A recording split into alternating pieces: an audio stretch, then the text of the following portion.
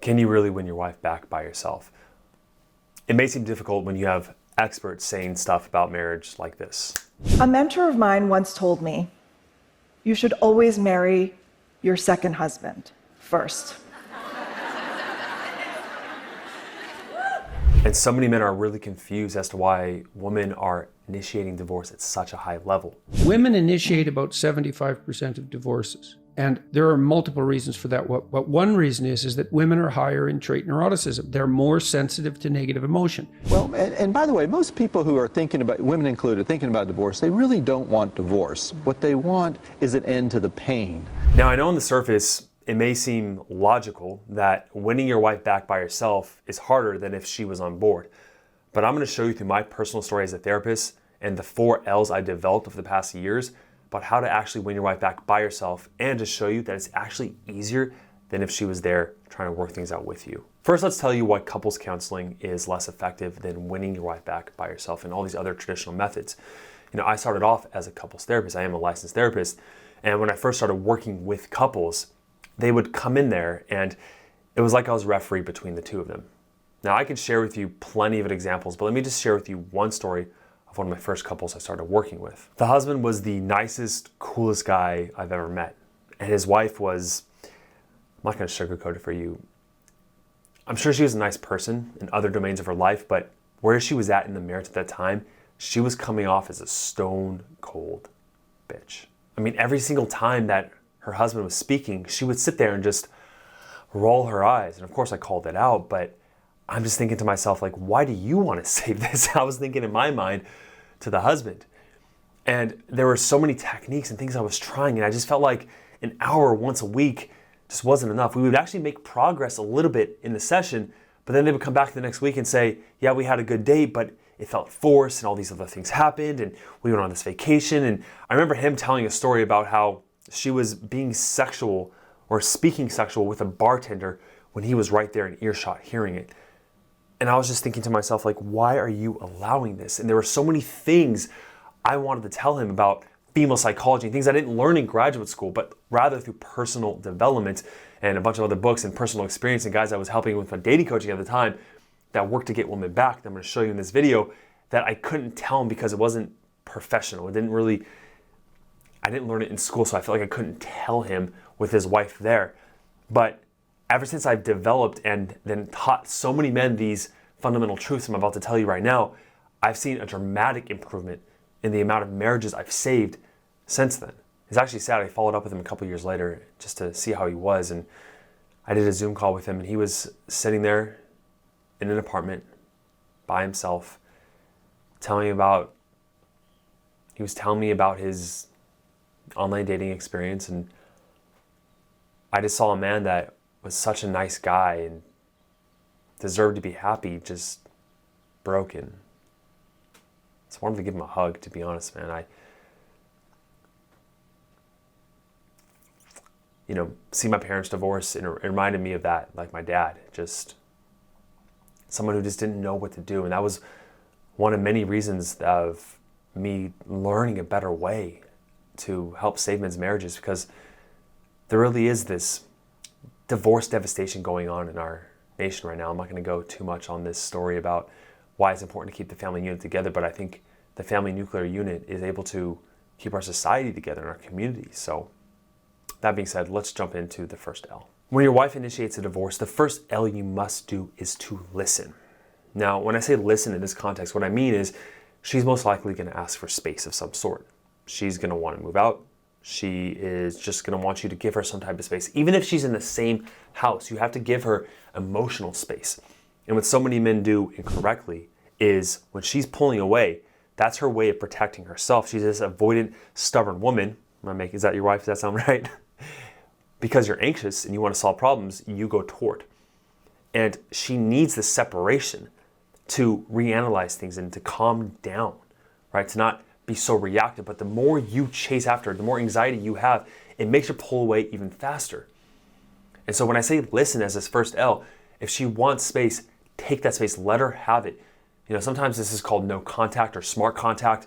However, I'm going to let you know, the more you try to buy her gifts, buy her flowers, force her to go to therapy, read books, send her articles on divorce and how it's wrong. Show her how much it's going to cost for, to go through this divorce process. What about the kids? What about the wedding vows? All this stuff is a way of not listening to her, not giving her that space. And there's this little inner child inside of you that is so afraid to lose her.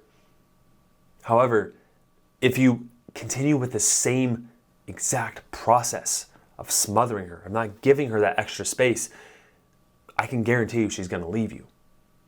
Now, it depends on how much no contact you should give her based on your situation, if she's living with you, if she's moved out, if she's blocked you on social media accounts.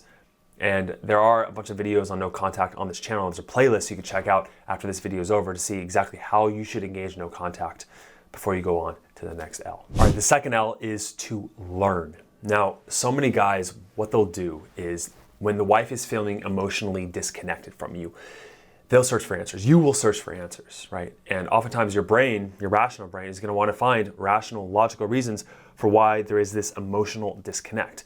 And this is the incongruence between logical and emotional, right?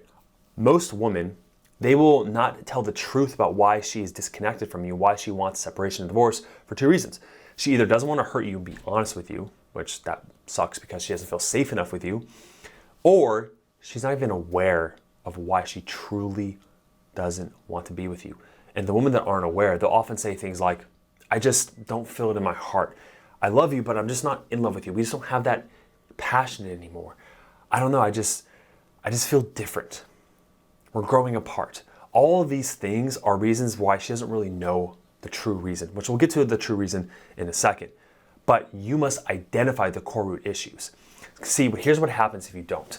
I have this lovely little tree here as an example, right? A little bonsai tree. It's totally not fake. So a lot of times the men, they will look for logical reasons, and the logical reasons are these branches that she'll give you. She'll say, oh, it's because we have financial issues. Oh, it's because we differ with the kids. Oh, it's because you're religious. It's because you're in-laws. It's because of whatever. I've heard because you're not a dog person before, right? However, the core root issue is how she feels toward you. And how she feels towards you is based on certain emotional needs you failed to meet with her on a primal level, those things that I could not discuss with that client, that has caused an emotional disconnection with her over the years. Now, this is one of the first exercises, this learning process, identifying the core root issue that I have men go through when they first come into my marriage mastery program that ends up saving their marriage. Because if she's telling you it's because you weren't home enough or it was the money issue, and you go to fix those issues and then she still feels disconnected, she'll one, think you're being manipulative. Two, when it's not working, you'll have more resentment toward her. And three, if you guys do separate and you get with the next woman, you'll think, oh, last time I was not making enough money, as an example. I'm gonna go put myself in to make more money to make sure there's no financial issues. And that wife or that girlfriend or whoever you're with at the time is gonna say, like, what the hell, you're working too much. And then you're like, well, but that was the last problem and now this is a problem. I don't get it. You're just gonna operate from a faulty blueprint and it's gonna cause more pain. So identifying the core root issues is the same for every single relationship that I found in hundreds that I've worked with. So let's talk about them. I'll take two perspectives with these core root issues, right? There's two types of men here. There is the passive beta weak guy, which is about 85% of men I work with. And then there is the emotionally shut off a-hole, okay? Now, I'm just gonna talk about this guy because this guy, the a-hole, all he has to do is be more vulnerable and emotionally expressive, which is not easy for those men, but that is the answer. But because the majority of my audience falls into this camp of not having proper leading as a man, I'm going to teach you how to resolve this core root issue and how it affects women on that root core emotional level. So that is the third L, which is leadership. To lead or not to lead, that is the question. Man, I could talk about this one in a whole separate video. I think I have at this point, but I'm going to associate the L of leadership with masculinity. Now, when you first met your wife, women are inherently attracted to men who have masculine, positive masculine features and qualities and behaviors. Now, of course, your physical attraction has masculine qualities. If you have broad shoulders, you work out, good muscle mass, but that's not something that you have control over it, of course, but we're going to talk about the more important things. And studies actually show that your behavior is far more important than your looks or your money. But yes, if you have financial dominance, if you have physical dominance, that is helpful. But I've come across most of the men, I would say a good chunk of the men in my program, they make six figures. I would say 85 to 95% of men who I work with make six figures, and they're good looking dudes. Now they let themselves go a little bit on the physical, which you should be working out. But let's talk about the issues where they fell off, where they've become complacent, where they lacked leadership, and how that's affected their wives. So I approach leading through a biopsychosocial model. Basically meaning you improve your biological leading skills, your sociological leading skills, and your psychological leading skills. So on a biological level, that is increasing your testosterone. Now, as you get older and older in your 40s and 50s, what naturally happens is your testosterone lowers.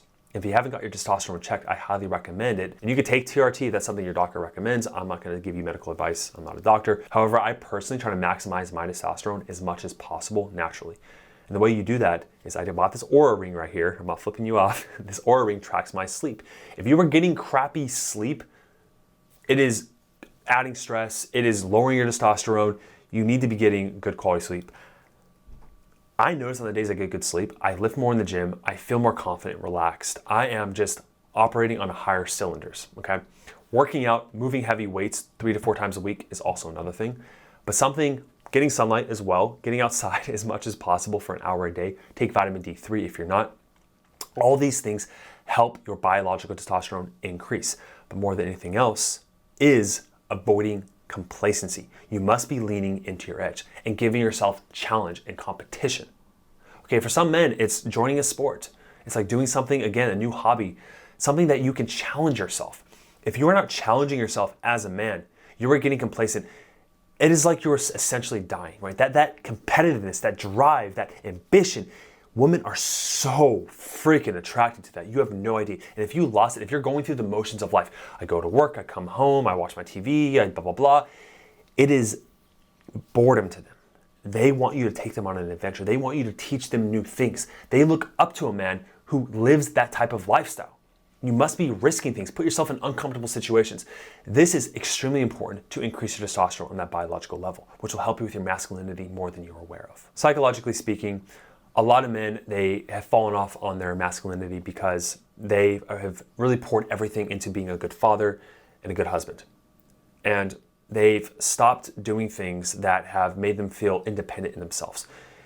So many men I work with, they have developed this neediness with their wife, right? They can't imagine their life without them. They become so attached that they essentially need them. And your wife wants you to want her but not need her. She wants you to be on that ship with you, but you are the captain of it. You know where you are going in life. And so the way this shows up in conversations with her in conflict is whenever she's nagging you or criticizing you, if you cower, if you avoid conflict, if you shut inward, if you don't know how to deal with her tests, everything I teach in my program, she's going to start to become more cold, more resistant. She's going to have to fall into her masculine frame, take leadership, make decisions. And what's going to happen is that she will grow resentment towards you, she'll lose respect towards you, and more importantly, she will stop having sex with you because there is not this polarity, this attraction. Because if you are in your positive masculine state, she begins to soften, become more feminine, more aroused, and more happy. The state at which you like her in. But so many guys think, well, that's just the way my wife is. She's a very strong woman. She's independent, and I love that about her. Okay, that's fine. She can have her independence, but still, she wants to be in her feminine state. She wants you to lead. Make decisions. Stop being reactive to her. Okay? Lead more. Cultivate initiative of things you want to do with her. Develop this life. Show her new hobbies. Be less reactive. Pick her up. Spin her around. I mean, there are so many things you could do, psychologically speaking, to increase the level of your masculinity that just triggers something in her biological brain where she cannot even help it. One of the stories I tell about this is I remember learning this concept of masculinity and how it related to just your physical presence. And I had an old mentor of mine tell me that if you pick up a woman when she's upset with you and you spin her around and put her down, it's like do a little spin, put her down, it completely changes her state. And so I was talking to this girl that I was into, and she was giving me nothing, right? Just kind of blank stare. And I was like, oh my God. However, I had my mentor's voice in my head saying, pick her up and spin her around, just see what happens. I was like, the worst thing that can happen is she says, what the hell was that? And I was like, I'm gonna risk this. So I picked this woman up, I spin her around, and I put her down, and her complete demeanor flipped. She was happy and giddy. She was all over me.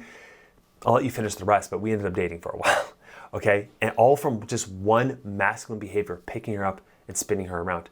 Now on the sociological level, so many guys like my father growing up, he sacrificed having friends. The only friend my father had that was his age, was his boss. And even when I said, Dad, your boss is your friend, he says, no, Craig's not my friend. It's like, oh, geez, okay. So he sacrificed having friends. But there is some magic that happens on these group calls with the guys where we set each member up with their own brother in arms, and they talk week by week. And on these group calls, the other day I had one guy come in, brand new to the program, and this guy was just complaining about his wife's family, and like, my wife's bipolar and narcissistic and taking zero responsibility in himself. And I could just sit back and I was like, you know what? I don't have to say a damn word because I know these guys, they're gonna lay into him. And they did. They put him through the fire, right? Through the trials and the tribulations, and he took it. Power to him. He took it like a man, and it completely, man, there was more growth in that 20-minute just laying into him than he would have had of years of personal therapy, right? Or working on himself or reading books. Because he had so many guys saying like, dude, like, you are not taking responsibility. There's something about joining other men going through the same issues as you to challenge you. It's like iron sharpens iron. And when you can join other men, it's like you're the average of the 5 people you surround yourself with most. So when you join other men that are going through the same journey, they can see blind spots that you can't see. Oftentimes when you're surrounded by all those trees, you cannot see the forest. And so having other guys through the same situation, they can say, oh my gosh, I was there, I've done this. There's lots of places to find this, but finding a men's group of guys that can challenge you and call you out on your BS, man, the level of growth you have in your masculinity by taking more responsibility is just monumental. The last L is to love. Now, once you have given her space, okay, you let her calm down and you show that you're not needy, right? That's the best way to change. And then you've learned these core root issues that you've been going through, and you know how to address them at the core root, not these branches that she's telling you, these rational reasons, but the emotional core root reasons of who you are as a person. And then you've cultivated an ability to lead and develop that positive, strong masculinity that she has an inherent subconscious drive to just be attracted to, something she cannot control. The last component of this is to love. You see, all those behaviors that you did when you were begging and pleading and trying to buy her flowers, take her on dates, they didn't work in the beginning because there was not this correct separation and true authentic change. One of the beautiful gifts that women have, that your wife has with you, is that she can call you out in your BS. She knows you so damn well. And women, there's something that's just subconscious. They can just understand when love is coming from a place of desire and not need. And you can't fake it. You cannot fake it. She knows that when you were doing all these things in the beginning, when she first pulled away, it was manipulation. You just needed her back, right? You wanted to save it. But now that you've gone through this process, now she sees you differently. So those acts of love, they don't come connected with a covert contract or an indirect agreement that if I give you this, then you will love me again, then you will stay with me. Now you can move forward with what I call potency actions. These are a plethora of actions I've seen men do in the course, hundreds of men do over the course of my program that have worked really powerfully to get their wife back. But if I told you these now and you haven't gone through those initial 3 L's, it wouldn't work. You have to do those prior steps in order to get to this place. Now, I'm not going to go on some huge philosophical rant about what love is.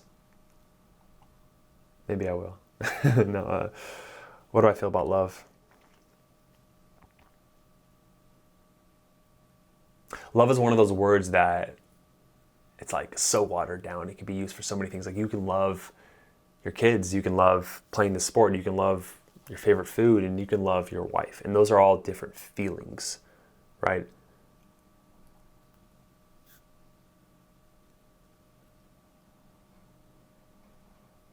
However, for me, after doing this, if you do want to hear some younger guys' belief on love, for me, love is being able to find who you are and what you want. That's self-love.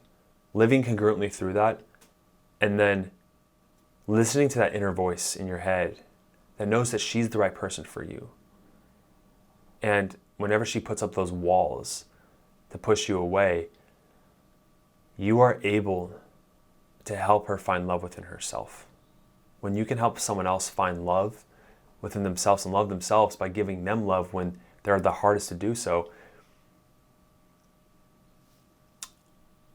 I think that's what it's all about. So that's all I got for today. It is possible to win your wife back by yourself.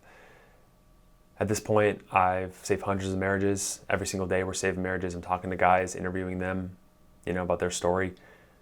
I'd love to help you out. If you feel like you'd like it, you can set the call up down below by clicking the link. I'll see you in the next one.